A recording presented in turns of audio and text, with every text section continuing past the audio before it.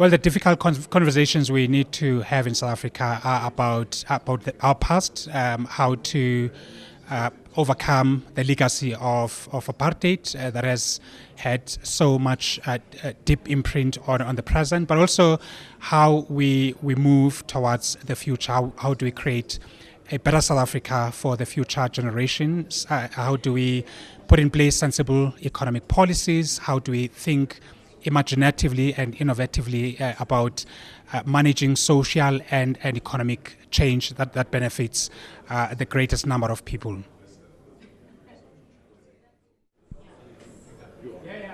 I think the fundamental question is how we develop an economy before we develop our society. Economic growth is reliant on a whole lot of fundamental social aspects like gaining access to skills, having people who can buy things at the shops. Those are the type of things that creates jobs. And in a society with the inequalities and the poverty of South Africa, it's very hard to have a working economy before you have that. So we need to rethink how we have social support to the poor to make sure that there is enough wealth to start the process of job creation. And then we need to redouble our efforts in industrial development and economic growth. I think some of the things that came out of this very important conversation that I'd like to highlight would be the need to think about changing the rules so that the market economy works differently, particularly in terms of opportunities for people to participate and opening up opportunities across value-creating activities. So instead of just removing barriers to entry, we need to think about constructive and proactive measures to enable people to have those meaningful opportunities.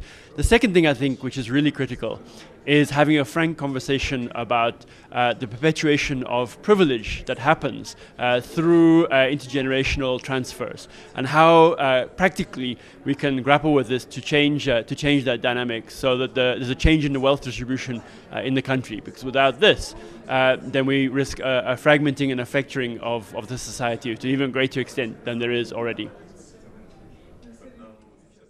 I think that what definitely came out of this evening is that we need to have the very difficult conversations about the rules of the game that have been set up since South Africa's transition to democracy, and whether those rules are still serving us.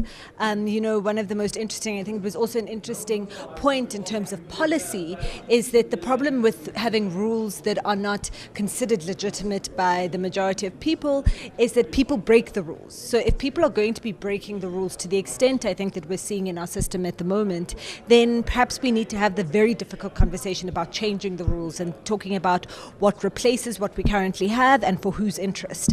And I think that today really opened up the need to have that conversation, and that conversation is hard, it's scary, it takes us far from where we thought we were going to be, but it is also a very necessary and legitimate conversation to have, and I look forward to having more of this conversation in the future.